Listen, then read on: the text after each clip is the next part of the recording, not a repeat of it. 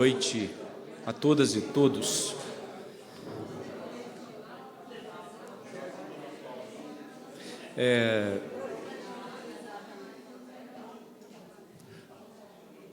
As pessoas podem ir tomando seus lugares, por gentileza. Sejam todas e todos muito bem-vindos ao Conservatório UFMG.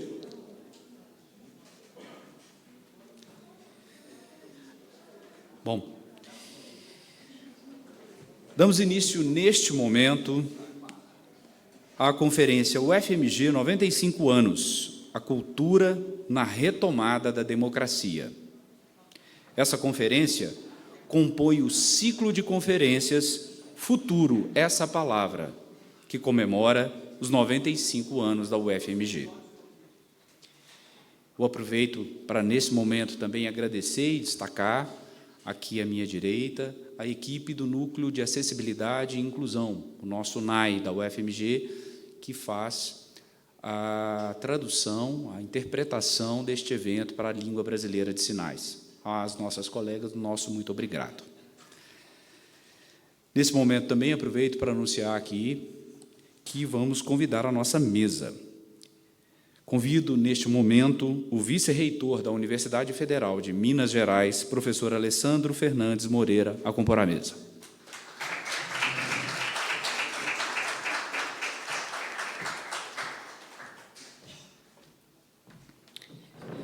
Convido ainda o pró-reitor de Cultura da Universidade Federal de Minas Gerais, o professor Fernando Mecarelli.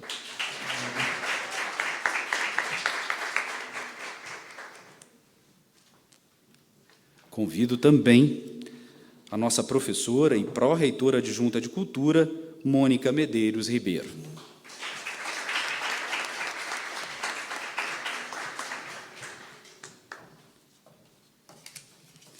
E agora sim, o nosso conferencista e convidado desta noite, sociólogo e ex-ministro da Cultura, Juca Ferreira.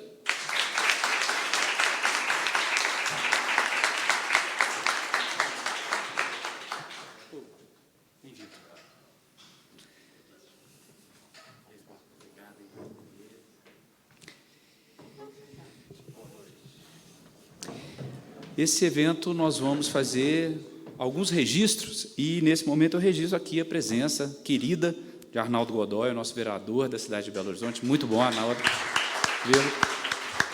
E em nome do Arnaldo, a gente também sauda todas as outras pessoas que aqui estão nessa noite tão especial. Com a palavra, o nosso vice-reitor, professor Alessandro Fernandes Moreira, para a abertura deste evento e suas considerações iniciais. Boa noite. Oi? Oi. Acho que eu vou tirar a máscara só para poder falar. Eu já tirei. Boa noite a todas e todos. Quero cumprimentar aqui o professor Fernando Mecarelli, pró-reitor de Cultura da UFMG, professora Mônica Medeiros, pró-reitora adjunta, e, com muito carinho, cumprimentar Juca Ferreira, que está conosco aqui nessa noite, num momento muito especial, encerrando o ciclo de conferência neste ano, comemorando aí os 95 anos da UFMG, Futuro, essa palavra.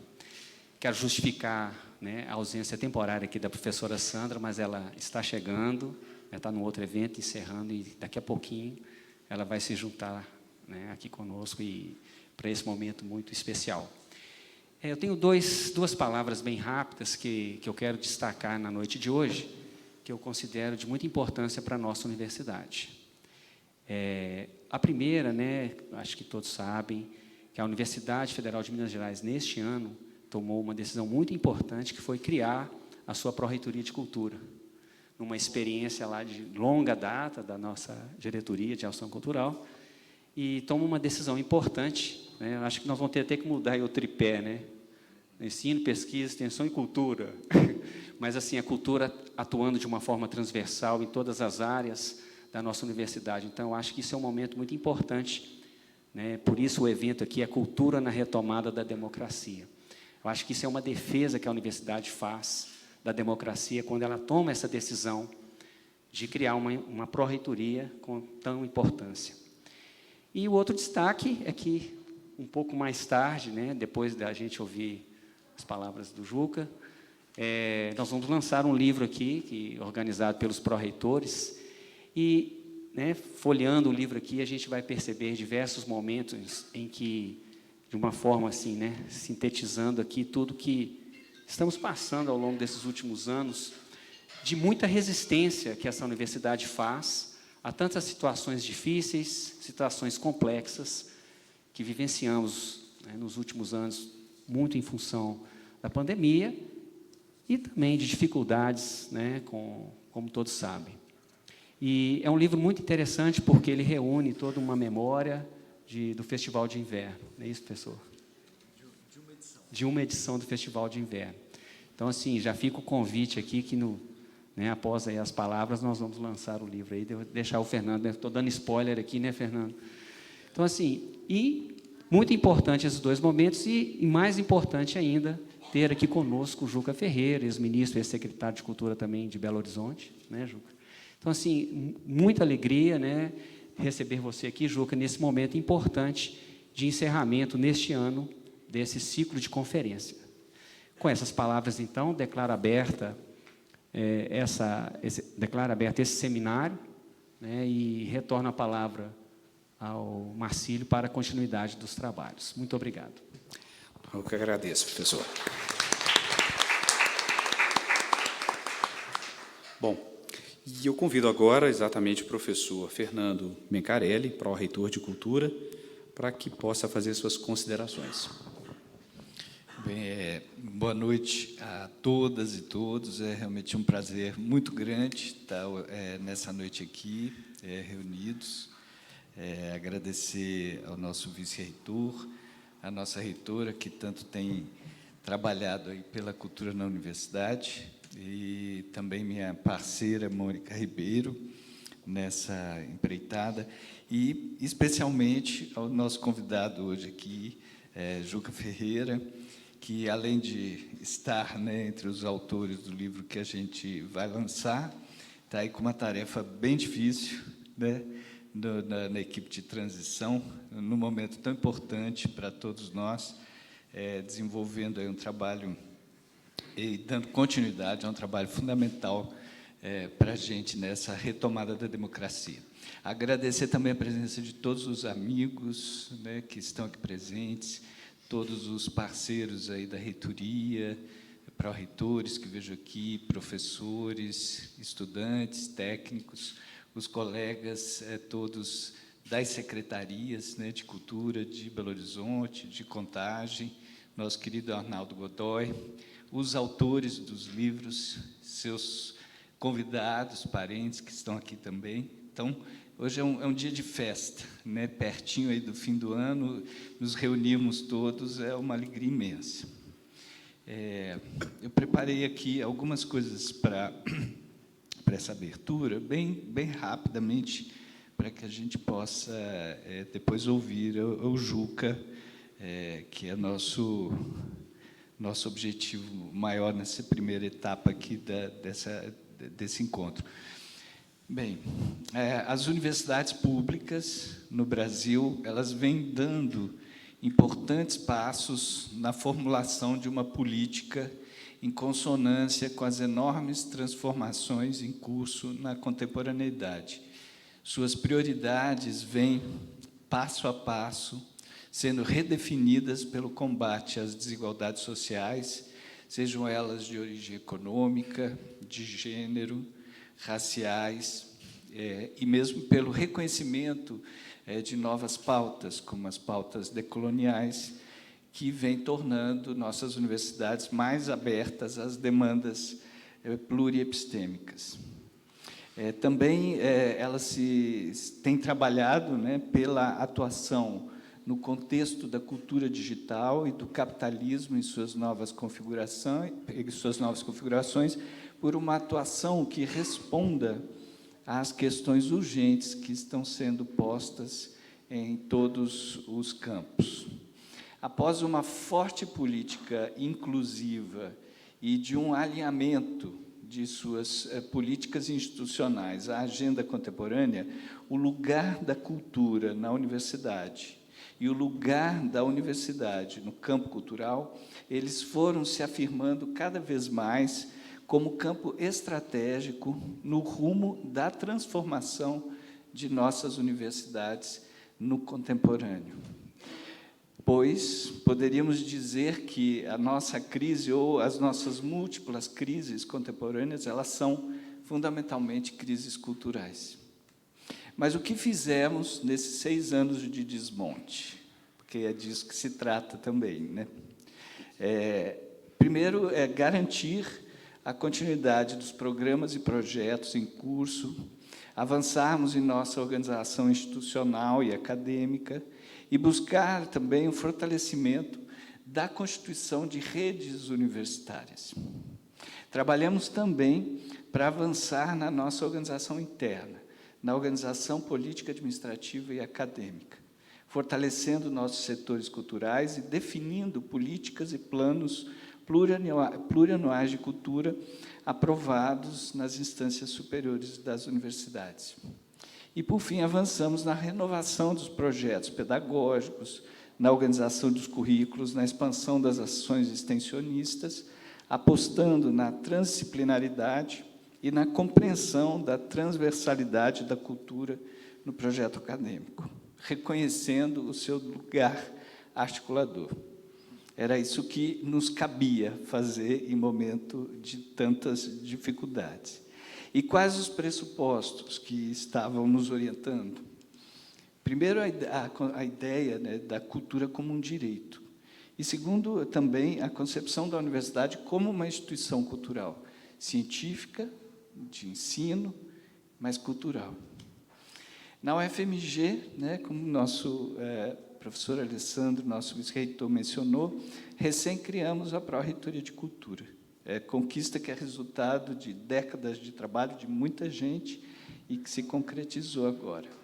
Também, no início do ano, tivemos a reestruturação e o fortalecimento de uma fundação de apoio da universidade, a Fundação Rodrigo Melo Franco de Andrade, aqui representada pela sua presidente, professora Verona Segantini, que foi reestruturada para cumprir esse papel de apoio da universidade, dedicada exclusivamente ao campo da cultura.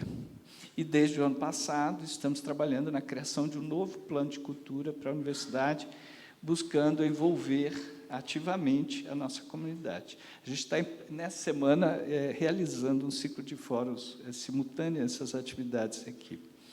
Bem, então, nós, né, falo pelas universidades públicas, né, nós nos organizamos e nos estruturamos em um momento de retrocesso político e nos preparamos com otimismo para emergir dessa crise profunda, para iniciarmos uma nova fase em que a universidade pública possa avançar ainda mais em seu papel de instituição científica e cultural, reconhecendo a relevância da cultura em seu projeto acadêmico.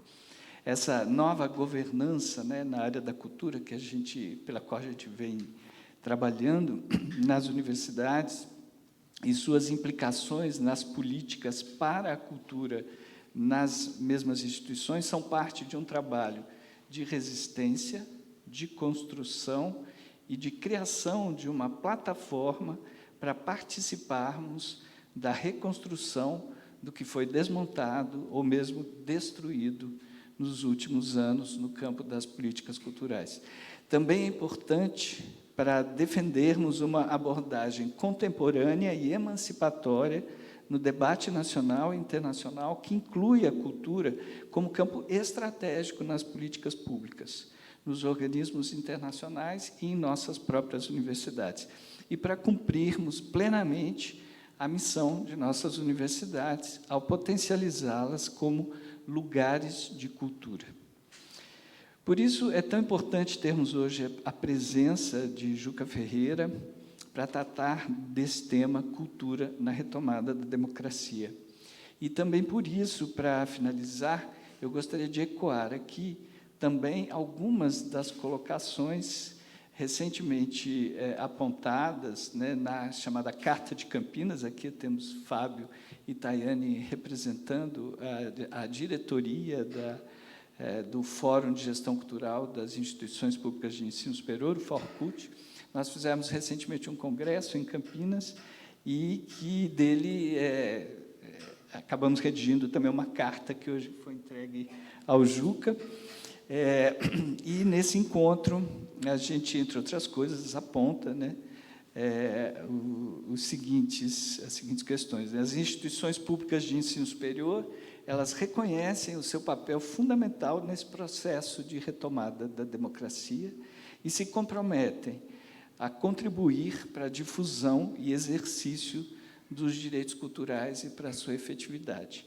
Isso é, estamos prontos e à disposição para esse trabalho. E também que, nessa nova governança federal, né, para a área da cultura, a gente acredita que é preciso retomar o entendimento da cultura como campo estratégico nas políticas públicas e nas instituições sociais, e considerar as instituições públicas de ensino superior como agentes centrais na reconstrução das políticas culturais, uma vez que dedicaram, né, vem se dedicando nessas últimas décadas e também nesses anos de desmonte a uma forte mobilização pela implementação de suas políticas culturais, aos trabalhos em rede, que muito nos fortaleceram, e ao compartilhamento de experiências institucionais distintas e a articulação de programas, projetos e ações conjuntas. Bem, então, através também, né, desse gesto que foi a entrega da carta ao Juca Ferreira, para que ela possa ser levada ao Gabinete de Transição, a gente quer, mais uma vez, dizer que nós, da Universidade Pública, e nós que atuamos no campo da cultura, estamos aí arregaçando as mangas para esse trabalho de reconstrução. Obrigado.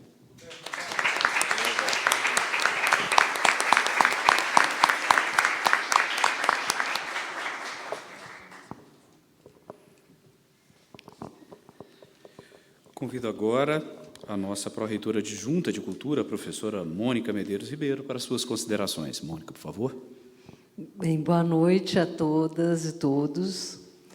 Quero agradecer muito a presença de vocês aqui hoje e cumprimento os colegas dessa mesa na pessoa do professor Alessandro, que é aí nosso vice-reitor dentro de uma gestão que é incansável no apoio à cultura na universidade.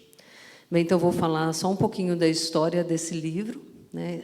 Há 2 anos, em 2020, a gente vivia um dezembro cheio de angústia, com alguma ponta de esperança, após um ano repleto de perdas e demasiadas incertezas quanto ao futuro que assombrava o nosso presente. Hoje, a gente está aqui a celebrar, além do aniversário da nossa cidade, a concretização de um produto cultural fruto de uma das mais importantes e longevas ações culturais e extensionistas da UFMG, que é o nosso Festival de Inverno. Em 2020, a gente decidiu enfrentar o mundo digital. Em julho, né, foi um pouquinho depois do festival, para a realização dos nossos eventos culturais. A então Diretoria de Ação Cultural, que é hoje a Pró-Reitoria de Cultura, como toda a universidade, não parou e continuou com seus eventos tradicionais de uma forma repaginada e atualizada. A 52ª edição do Festival de Inverno aconteceu de forma totalmente virtual. E, para a composição da programação do evento, a gente se orientou a partir de algumas perguntas. Como pensar a cultura como dimensão capaz de promover a transformação do nosso modus vivendi? Como sonhar outros mundos a partir do diálogo intercultural? Quais os possíveis mundos imaginados quando nos reconhecemos sujeitos de cultura? E quais mundos possíveis ou impossíveis precisam emergir? Todas elas são ainda cabíveis e sem resposta. A equipe curatorial dessa edição, da 52ª do Festival de Inverno, foi composta pela Diomira Faria, que era diretora do Espaço do Conhecimento UFMG, Fabrício Fernandino, diretor, na época e atualmente, do Centro Cultural UFMG, aqui presente, Fernando Mencarelli e eu, que estávamos na Diretoria de Ação Cultural, Fernando Rocha, então diretor do Conservatório, esse espaço que nos acolhe, e atual diretor também aqui presente, e a Verona Segantini, que era diretora do campus UFMG Tiradentes, hoje presidente da Fundação Rodrigo Melo Franco. Mobilizados por essas questões, a gente realizou a curadoria do festival e, junto a toda a equipe de técnicos, servidores, nós concretizamos um festival totalmente online. Uma das ações dessa edição foi a publicação de ensaios sobre o tema Mundos Possíveis, Culturas em Pensamento.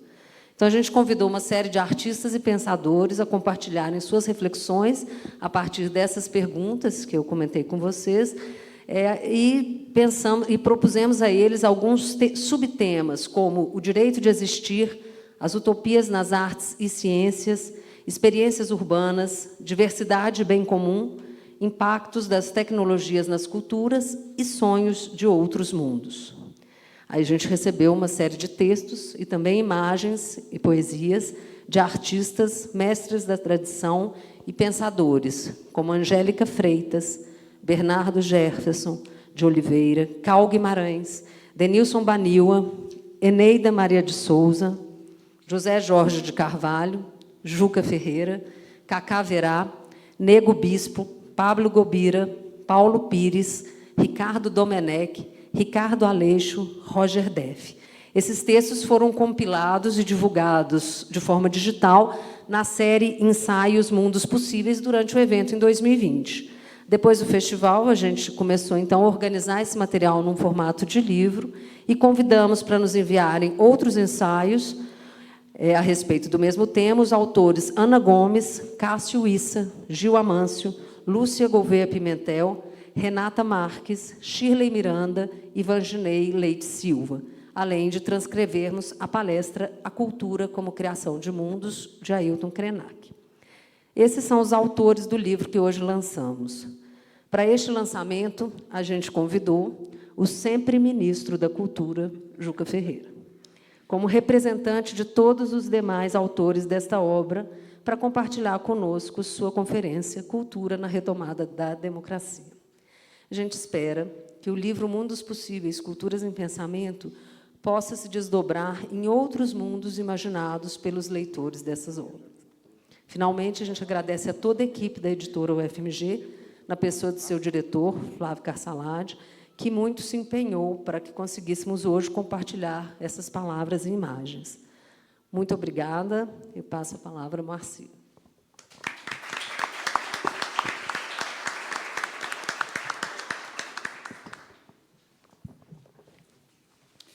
Aproveitando a fala da professora Mônica, a gente informa que, logo após a conferência, teremos o lançamento do livro Mundos Possíveis, Cultura em Pensamento, e o lançamento acontece no pátio central, aqui mesmo do conservatório. Ok? Bom, neste momento, então, eu convido a professora Mônica e o professor Alessandro a ocuparem seu local reservado para que a gente possa dar início à conferência, né?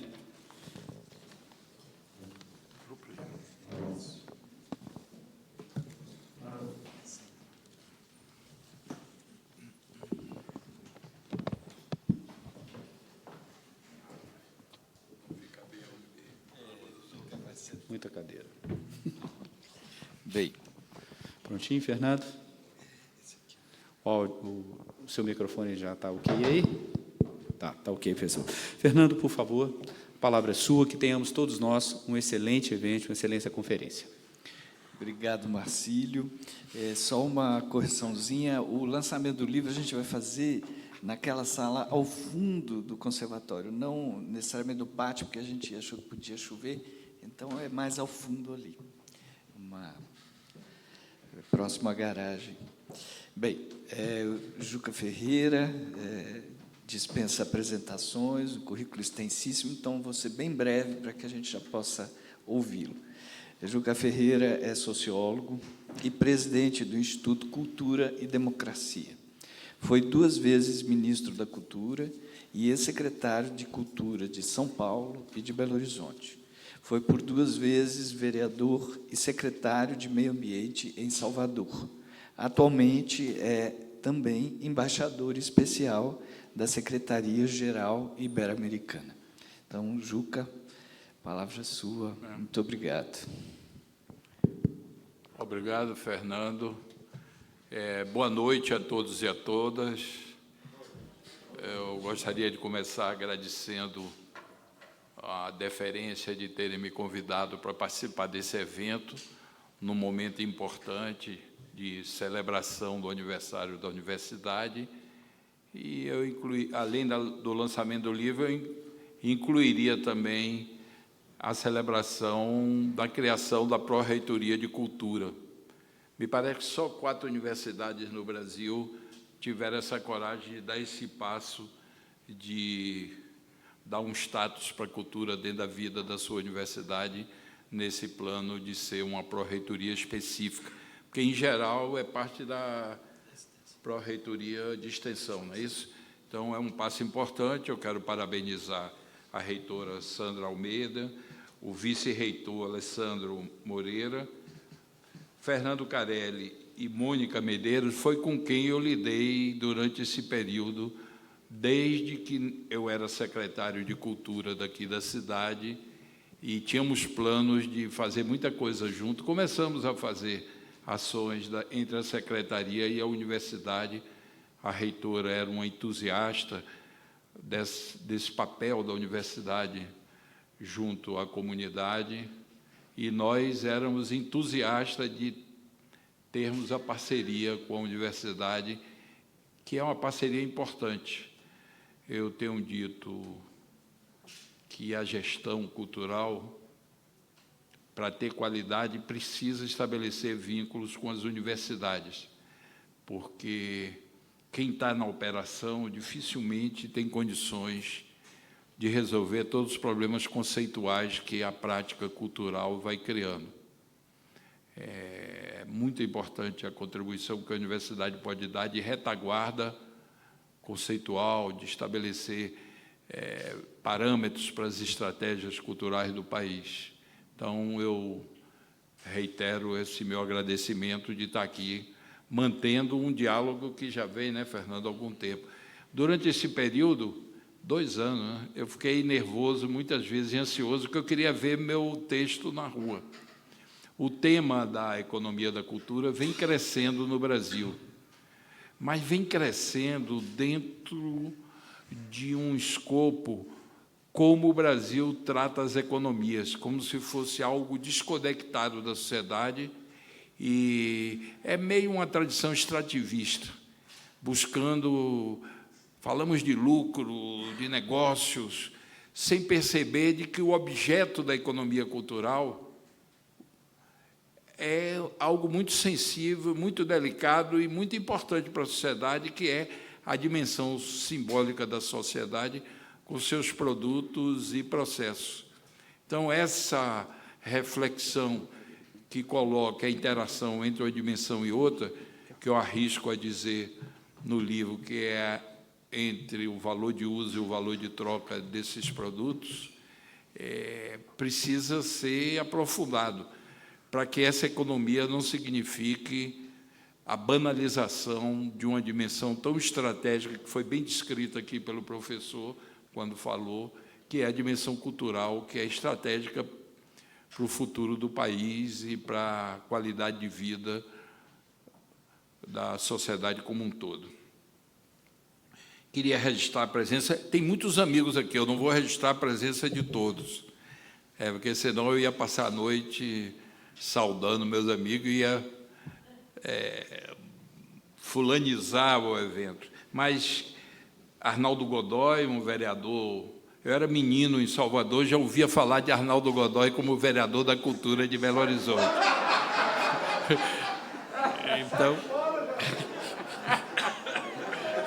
Então, eu quero saudá-lo agora que estou perto, um mito, um precursor dessa relação da casa do povo da cidade com os temas culturais. Devem ter tido pessoas antes, mas ele se notabilizou por a constante, por vários mandatos, do engajamento com a questão cultural. Gabriel Portela, que é o secretário adjunto da Secretaria de Cultura da cidade, foi meu secretário também. Algumas pessoas diziam, pô, mas que risco botar uma pessoa tão jovem para secretária adjunto, mas as pessoas começam na idade que tem que começar, e ele tem capacidade, tanto tem que foi mantido no cargo pela contribuição que ele vem dando. Ele gosta mais da área de cinema e audiovisual, é a área que ele tem dado um trato pessoal, mas a presença dele na secretaria é importante, porque dá uma qualidade, uma tranquilidade. E João Pontes, que também é um gaúcho que se mineirizou com o tempo.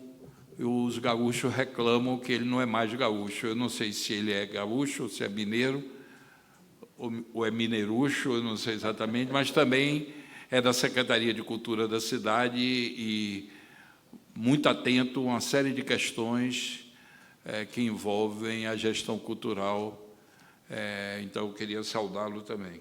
Saudar o pessoal do Forcult, que eu acho também uma articulação importante das universidades brasileiras na área da cultura. E vou começar a falar o que eu vim fazer aqui. Hoje é um dia especial. Hoje é um dia da diplomação do presidente eleito.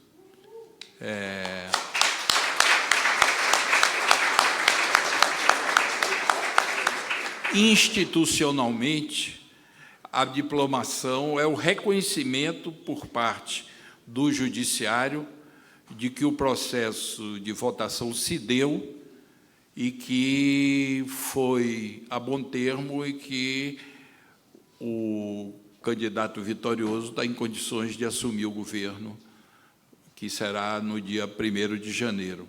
Uma data em glória para presidentes assumir, presidentes e governadores, porque já fica proibitivo para muita gente no mundo, os primeiros ministros, presidentes, participarem de um evento 1º de janeiro. E como boa parte da humanidade celebra a passagem de ano, dá um tom também um pouco ébrio para as comemorações de posse de novo governo. Já existe uma ideia de transferir ou para dezembro ou para uma data posterior, em janeiro. Eu acho que é melhor uma data que não seja 1º de janeiro. Agora, tem que respeitar uma fase de transição. Eu estou na comissão de transição, alguns chamam governo, mas não é governo de transição, porque o governo não assume até o presidente tomar posse. Então, não é governo.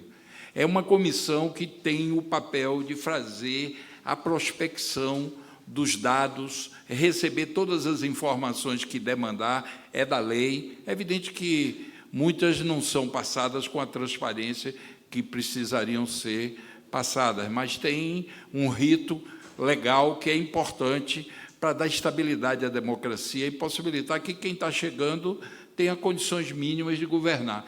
Em geral, durante pelo menos um mês, mas em geral mais, você começa a descobrir questões que não surgiram na posse.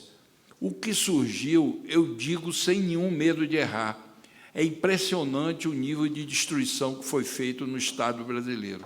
Eu não estou me referindo só a Marcelo Boni, subsecretário de Cultura de Contagem, está aqui presente também, muito meu amigo, trabalhou comigo, é meu conselheiro, porque como eu sou baiano, ele é mineiro, ele, em geral, contém minha ansiedade, o lado meu mais afoito, e é um conselheiro que eu recorro sempre. Chuta o balde, ele nunca diz chute, ele diz calma, espera aí, vamos ver isso aí. Então, a presença dele aqui, para mim, pessoalmente, é muito importante, e acho que institucionalmente também o subsecretário de Contagem, uma cidade importantíssima para Minas Gerais. Como eu ia dizendo, a transição tem revelado um nível consciente, proposital, articulado de destruição do Estado brasileiro, em todas as áreas. Se eles tivessem ganho a eleição, o Brasil ia diminuir de tamanho, podem crer, porque já estamos vivendo dificuldade gigantesca no país. É uma mistura de incompetência, de falta de disposição para enfrentar os desafios que o país coloca para quem governa, intencionalidade de redução e apequenamento e abastardamento do Estado brasileiro. Olha, vou dar uma ideia para vocês que eu não quero... Isso é um detalhe de toda a conversa hoje aqui. Os recursos do Ministério da Cultura, durante esses anos, que começa com Temer, Bolsonaro é uma continuidade de Temer, e Temer é um antecessor dentro do mesmo projeto que começa com o afastamento da presidenta Dilma. Não tem muita diferença em termos de projeto.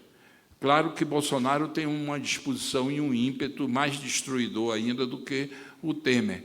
O Temer tem certos pruridos por ter mais tempo na política e ter uma formação minimamente jurídica que lhe impede de fazer e dizer as barbaridades que Bolsonaro diz.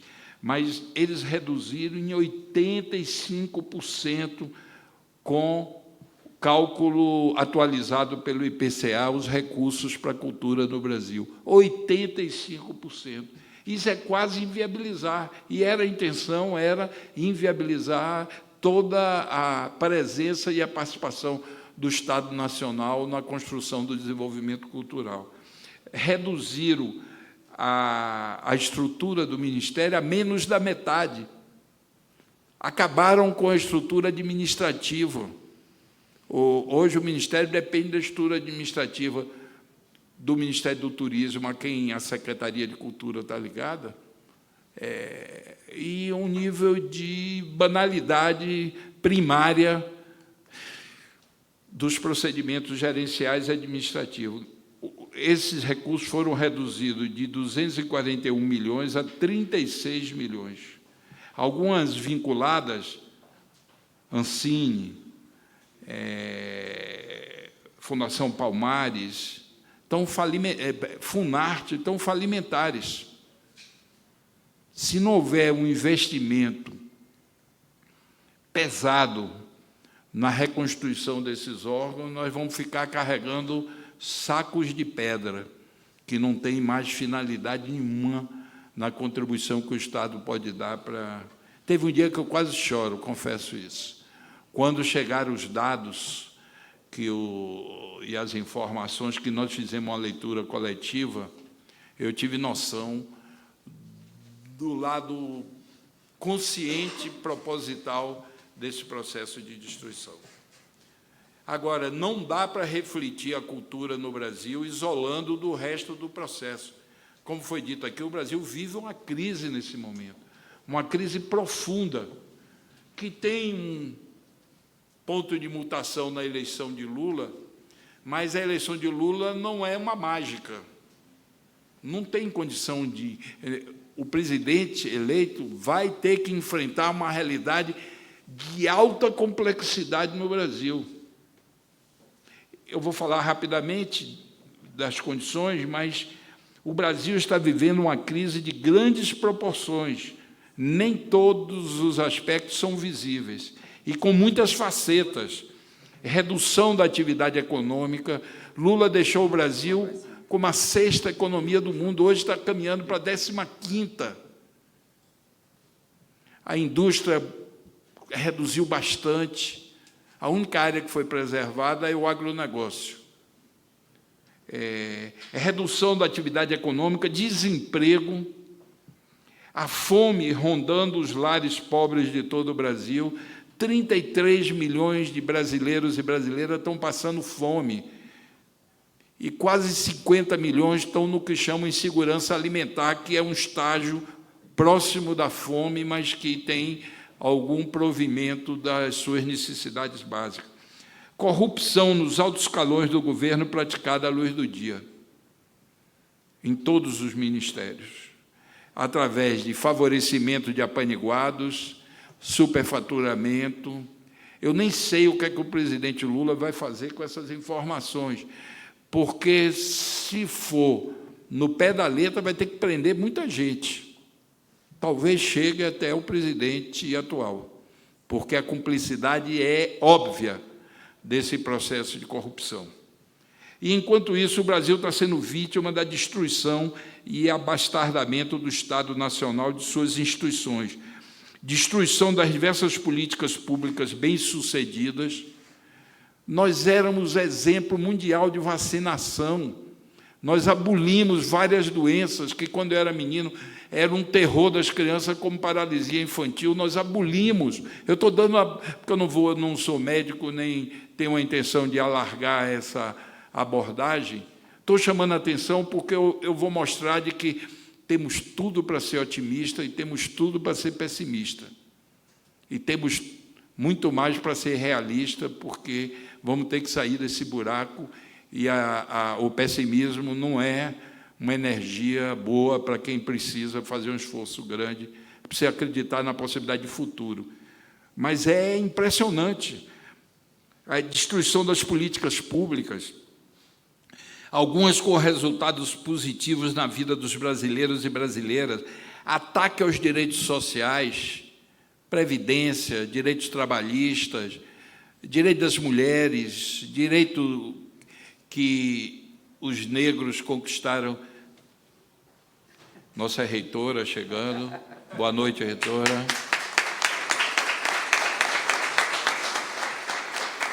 Quer sentar aqui na mesa? Não? Venda por valores aviltados de importantes ativos econômicos do povo brasileiro, intensificação da destruição do meio ambiente. É chocante os dados da intensificação do meio ambiente no Brasil. Não é só floresta amazônica, não, Pantanal, Mata Atlântica, contaminação dos rios brasileiros,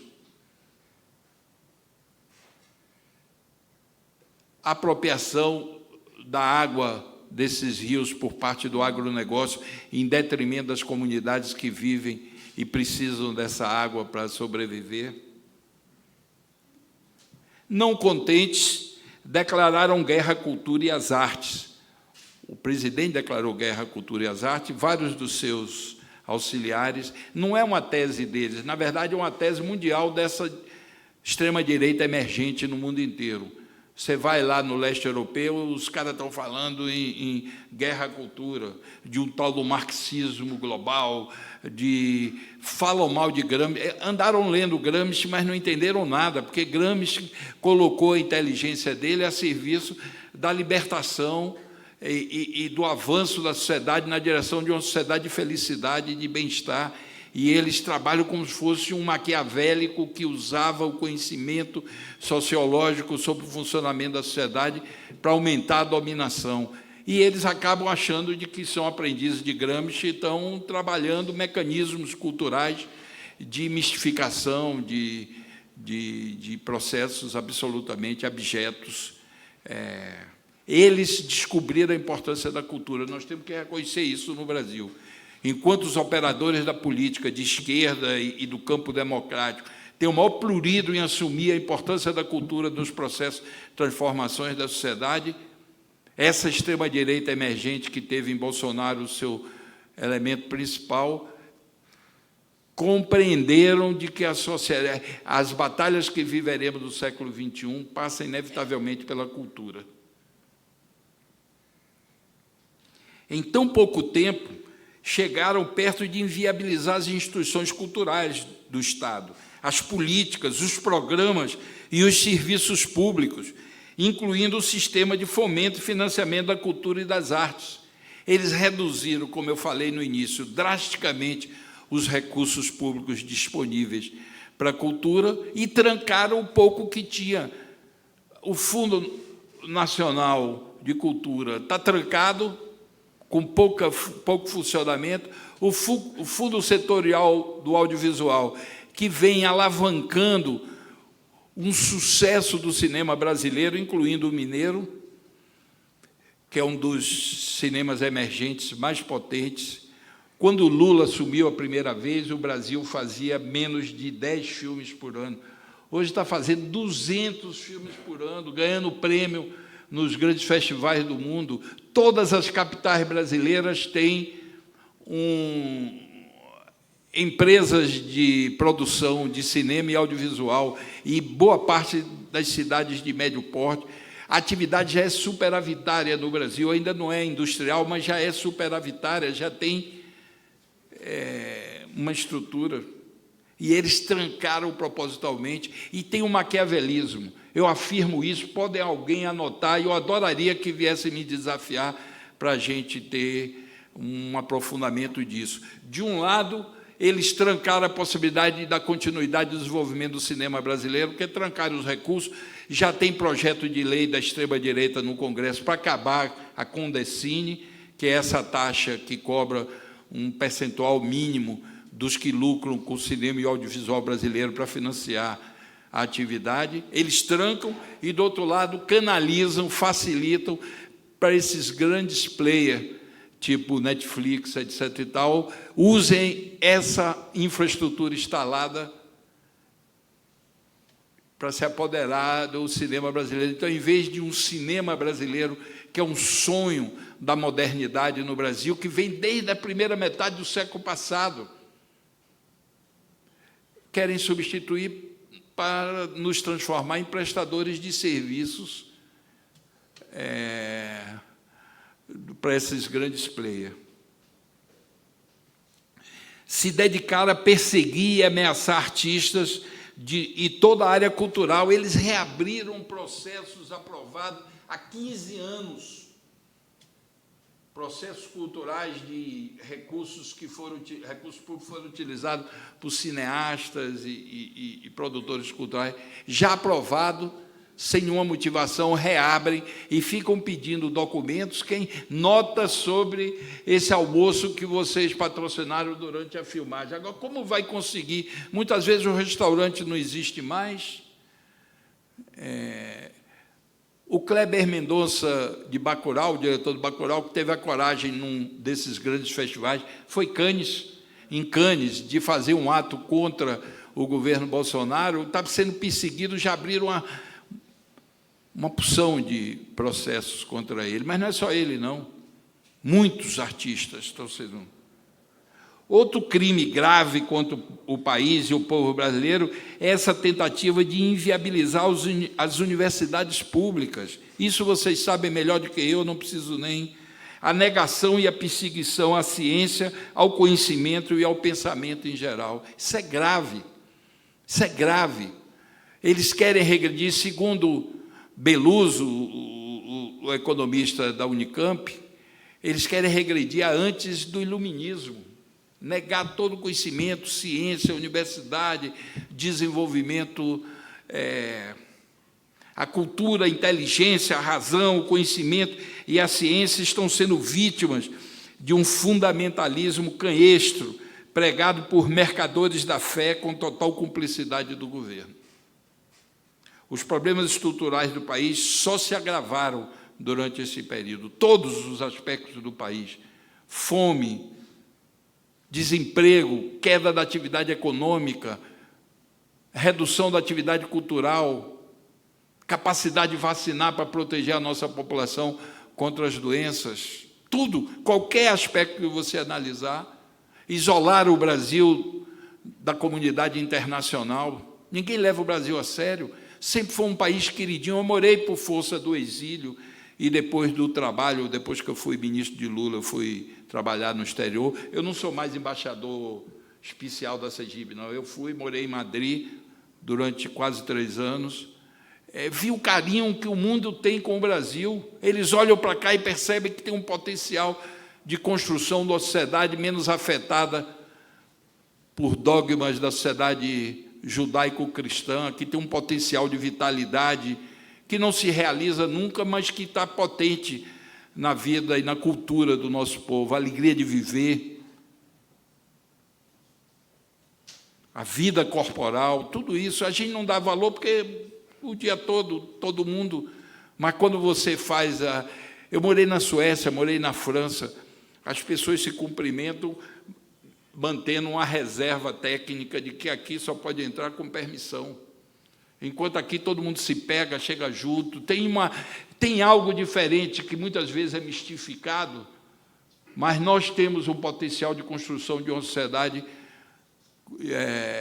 com bons parâmetros de comportamento e civilidade. É preciso reconhecer que tem 2 projetos disputando o Brasil. Isso é importante porque não há possibilidade da gente refletir sobre cultura e sobre nada desse país, porque, na verdade, é o seguinte, a eleição de Lula não definiu.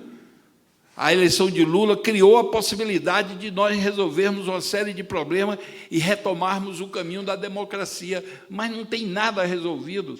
Eles elegeram a maioria do Congresso, figuras deploráveis, como Damares, como aquele Salles, como, eu não vou nominar aqui todos, que eu baixaria o astral da sala, mas...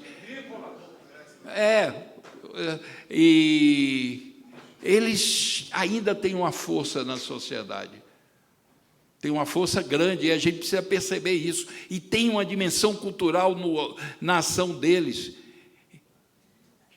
E se nós continuarmos sem compreender completamente a profundidade da crise que o Brasil vive, que é multifacética, a gente não vai conseguir ser bem-sucedido em última instância, porque a gente pode ganhar uma eleição, 2, mas eles estão contaminando o país de uma visão desumana, antipopular, antidemocrática, contra a sustentabilidade.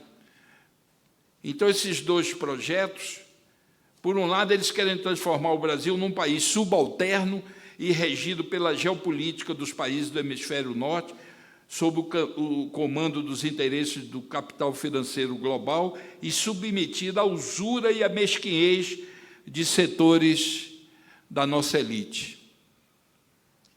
Um país sem direitos, sem um mínimo de distribuição de renda produzida. Lula não é um reformista radical, pelo contrário. Se a gente fosse passar para a linguagem de pintura, Lula é um pintor de aquarela. Não é, as cores são nuanceadas. Ele quer que o Brasil se desenvolva e que haja uma distribuição melhor do país, mas nem isso, para que o pobre tenha um mínimo de condição de vida, de qualidade de vida. Nem isso admitem no Brasil.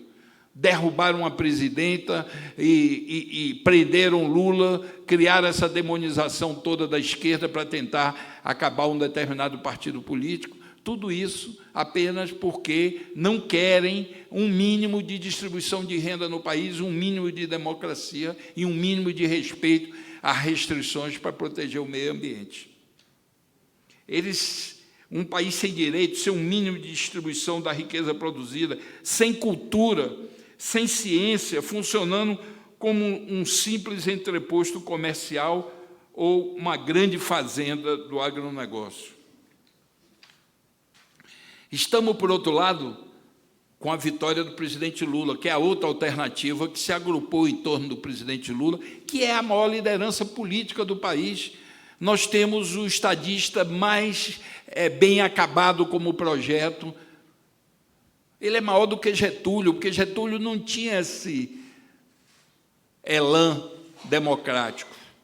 Getúlio tinha um compromisso com o país, tinha compromisso com o desenvolvimento econômico, com uma certa soberania, mas, sob o ponto de vista de visão de mundo e de democracia, ele era de direita, ele chegou a simpatizar com o nazismo e o fascismo, e evitaram que ele cometesse no erro pelas conjunções gerais do mundo.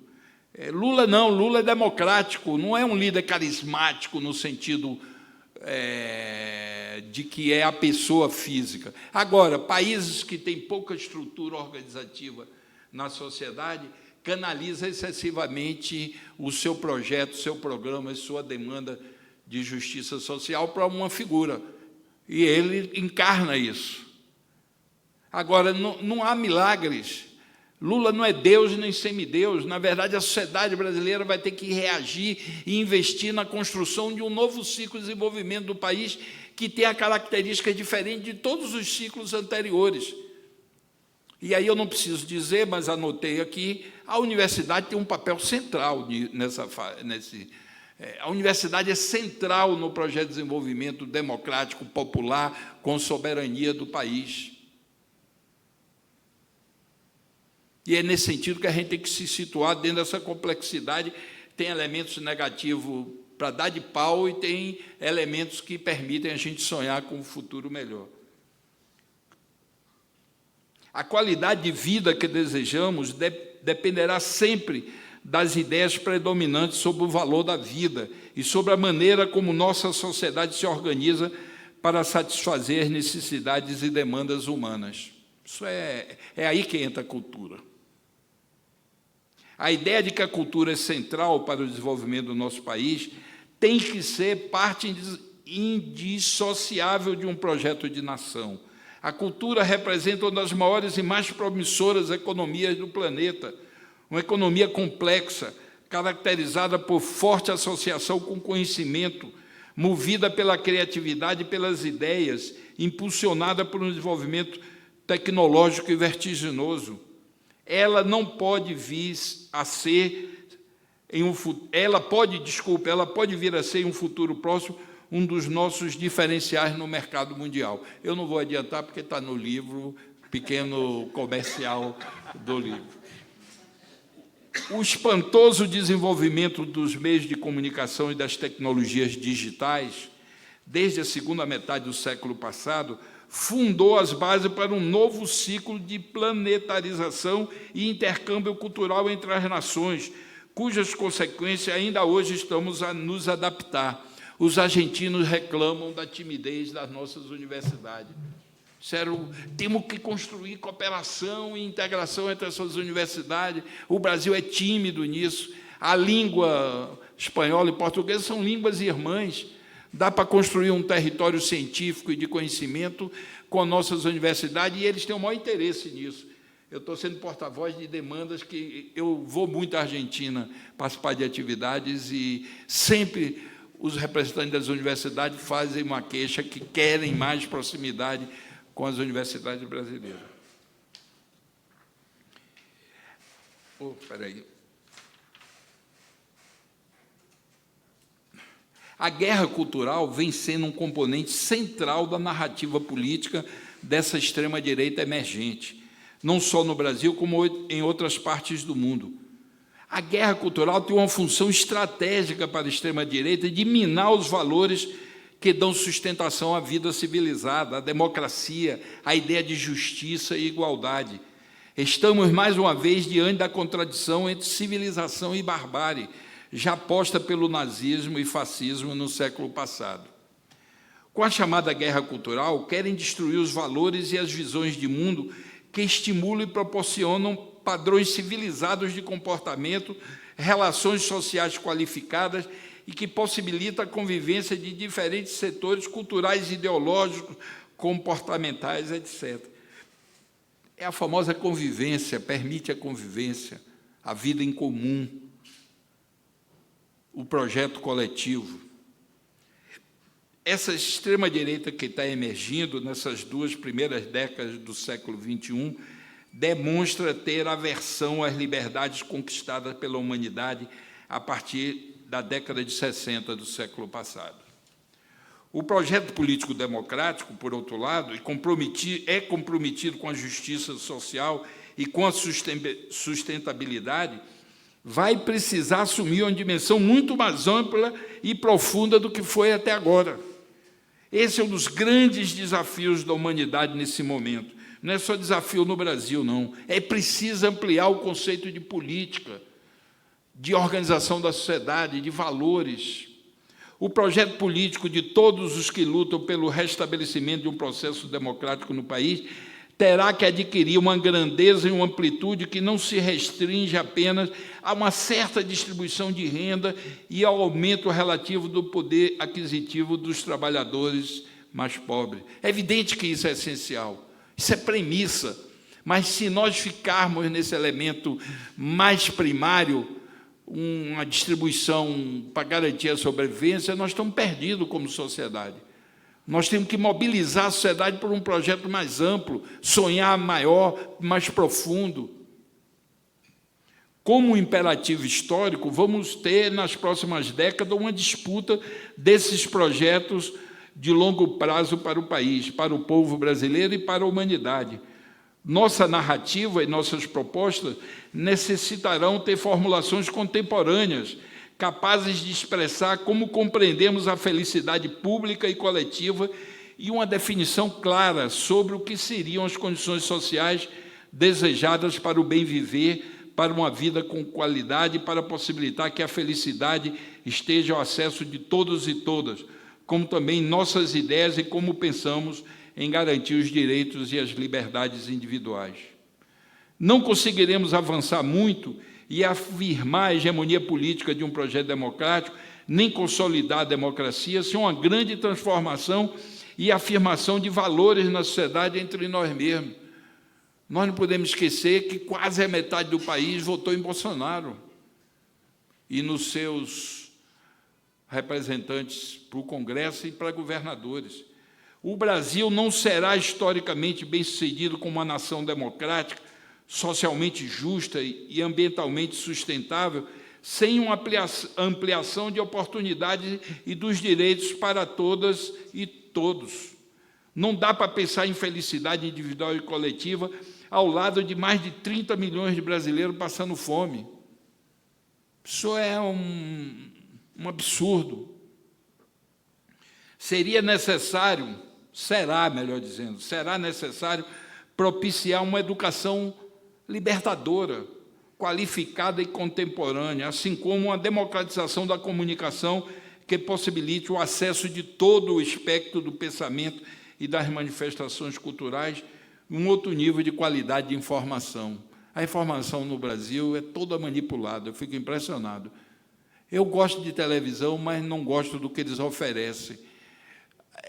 É impressionante. Outro dia eu vi um editorial da TV Bandeirante defendendo o aumento de uso de agrotóxico no Brasil. Chegou a dizer que permite uma alimentação mais saudável. Isso é uma ginástica, um desrespeito à população. E só é possível uma rede fazer um editorial com essas características por duas coisas. Primeiro, submetido ao agronegócio, e segundo, um desrespeito absoluto à população brasileira e ao seu direito de ter informações de qualidade. A crise e o enfraquecimento das democracias em várias partes do mundo ressaltam que será necessário fortalecer a própria democracia através da participação ampla da sociedade na vida política. Sem essa ampla renovação e qualificação da política, não seremos capazes de avançar nas relações sociais, na garantia de direitos, na inclusão de todo o povo brasileiro para possibilitar a consolidação da democracia entre nós. A direita autoritária e neoliberal compreendeu às avessas a importância da questão cultural. A chamada guerra cultural tem tido um efeito devastador, naturalizando a desigualdade social sem nenhum pudor, estimulando o individualismo, o ódio aos diferentes e difundindo a afirmação de uma visão de mundo desprovida de valores, adotando os paradigmas mais reacionários, muitos deles pré-iluministas, e são defensores da violência como linguagem. Por enquanto, muitos de nós, no campo democrático, ainda estão sem perceber a gravidade dessa guerra cultural. Essa guerra que a extrema-direita propõe é incontornável e, mais cedo ou mais tarde, teremos que enfrentar esse importante embate. Se choca com tudo que a humanidade vem conquistando, deseja conquistar ou valoriza em termos de liberdade, qualidade de vida, alegria, prazer, paz, ternura, afeto, convivência civilizada, comunhão, etc.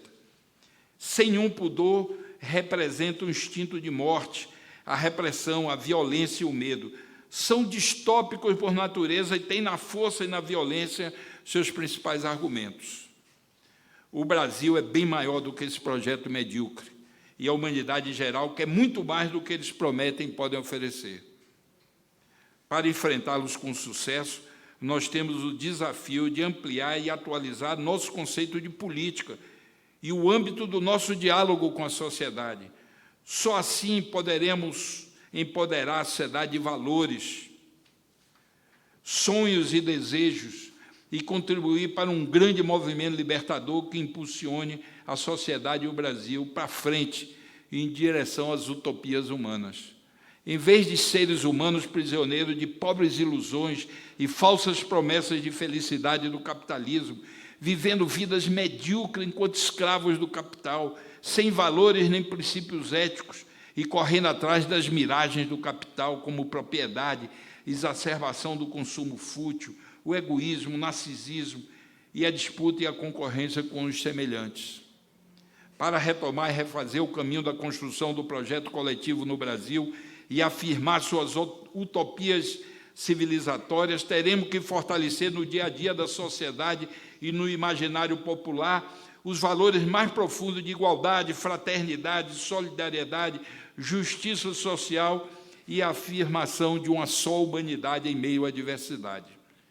Pela importância que a cultura e os processos culturais adquiriram desde a metade do século passado, essa questão da cultura, no seu sentido mais amplo, deverá estar presente no nosso programa democrático e trazer as questões culturais para o centro da ação política, das narrativas e das políticas públicas e das políticas de Estado. É evidente que eu estou falando aqui no sentido amplo do conceito de cultura. É central e imprescindível que o nosso próximo governo compreenda que a cultura é uma necessidade para a plena realização da condição humana de todos nós, uma demanda multifacética da sociedade e um direito de todos, juntamente com outras políticas importantes para a satisfação das necessidades materiais dos seres humanos. O novo governo democrático terá como missão central enfrentar a perversa distribuição de renda e deverá retomar o esforço de melhorar o poder aquisitivo das camadas mais pobres da sociedade. Mas nosso projeto político vai precisar adquirir uma dimensão muito mais ampla e profunda do que foi até agora. Para conduzirmos o país a novos patamares de desenvolvimento, teremos que evoluir por um projeto à altura do Brasil e do povo brasileiro, com uma grandeza e uma proposta política que não se restringe apenas a uma certa distribuição de renda e aumento relativo do poder aquisitivo dos trabalhadores mais pobres. Como imperativo histórico, vamos ter como desafio algo que já está em curso, uma disputa de projetos estratégicos para o país e para a sociedade, chegando até o plano individual das pessoas, partindo dos direitos e necessidades materiais e incorporando o direito à felicidade e à alegria como um conceito claro do que seria a sociedade que queremos e que possibilita a felicidade pública coletiva. E se faz necessário termos claro quais são as condições sociais que possibilitam o desenvolvimento e a plena relação da condição humana de todos os brasileiros e brasileiras. É preciso que nos debrucemos sobre a questão dos direitos culturais e sobre as liberdades e direitos individuais. Nosso compromisso não pode ser apenas e tão somente com os direitos materiais que garantem mal e porcamente a sobrevivência. A diversidade humana exige o aprofundamento do que compreendemos por direito à cultura.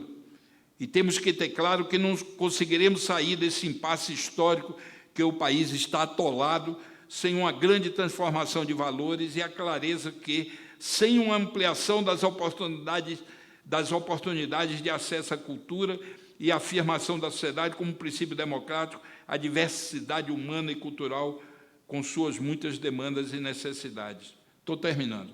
Precisamos consolidar no país uma educação libertadora, contemporânea, pública, gratuita e de qualidade em todos os níveis e mobilizar o povo brasileiro para uma participação ampla na vida política. A democracia brasileira precisa garantir sua consolidação e florescimento. Garantir direitos e oportunidades iguais para todos e todas, relações sociais civilizadas e respeito aos direitos coletivos e individuais de todos os brasileiros e brasileiras. Não é admissível que os representantes dos que representam a negação da democracia possam, de tempos em tempos, como vem acontecendo desde a proclamação da República, interromper o processo democrático e atacar as conquistas sociais da democracia e restabelecer o autoritarismo. Chega de golpe no Brasil. Precisamos construir uma sociedade com compromisso e determinação para enfrentar a justiça social, a igualdade de direitos e oportunidades, para defender a diversidade humana em todas as suas manifestações e para defender a própria democracia. Não conseguiremos avançar e garantir qualidade de vida para toda a sociedade se ficarmos prisioneiros desses ciclos políticos democráticos de curto prazo que estão inviabilizando o país, a América Latina toda, e não permitem que a vida e a ordem democrática se consolide para incluir todos os brasileiros e brasileiras. Faz muito tempo que está na ordem do dia a ruptura definitiva do Brasil com seu passado escravagista. Precisamos superar completamente a nódoa da escravidão e da vida e do imaginário da sociedade brasileira. A escravidão tem manifestado uma capacidade de resiliência e de permanência na vida social brasileira, e esse passado se manifesta no presente, na sociedade brasileira, de mil maneiras, sufocando todas as iniciativas verdadeiramente democráticas e de igualdade e justiça. A extrema-direita mundial tomou a iniciativa de declarar guerra à cultura e questionar os valores mais fundamentais que dão sustentação à ideia de civilização. Estão tentando, como o nazismo e os fascismos fizeram no passado, produzir uma grande inversão de valores. Onde tem vida, pregam a morte. Onde tem democracia, pregam regimes autoritários. Onde tem afeto, compreensão, diálogo, solidariedade e integração, pregam e praticam o ódio, a violência e a destruição dos valores construídos pela humanidade no decorrer da sua história. Para isso, defendem a morte, o cerceamento da liberdade de expressão, são contra a ciência, a inteligência, o conhecimento, a cultura, e praticam a discriminação e estimulam o individualismo e os valores mais reacionários. Muito obrigado.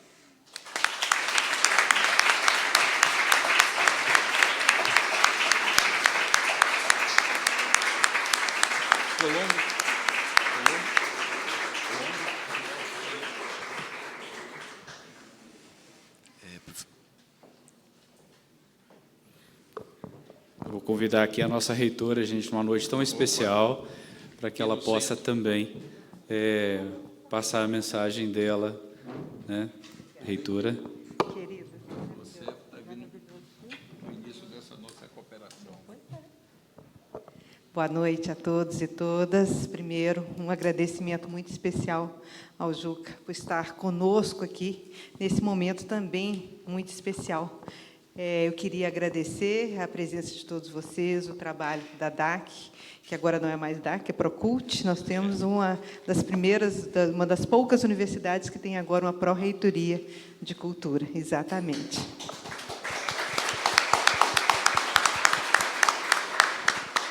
E isso num ano muito especial. Hoje, esse ano, a gente comemora os nossos 95 anos, e essa é a palestra de encerramento dessa comemoração. É um momento muito especial e também um momento muito difícil da história da universidade. Eu tenho dito, Juca, que é o momento mais difícil da história da universidade. Em termos, claro, sofremos muito durante a ditadura, mas em termos financeiros é a pior situação já vivida pela Universidade Federal no nosso país. Mas, ao mesmo tempo, esse evento de hoje nos enche de esperança, num mundo melhor, de esperança no papel das universidades públicas, como o Juca falou muito bem, em pensar o futuro também. Futuro, essa palavra é o nome desse nosso ciclo de conferência. Então, a universidade, ela sempre foi fiel a esse projeto de nação que você mencionou, Juca. Sempre foi. A UFMG sempre foi fiel aos seus valores. Os valores de democracia, liberdade de expressão, laicidade, igualdade, diversidade. O nosso primeiro reitor disse: a universidade jamais será cúmplice de tiranias. Ela nunca foi, nem nunca será.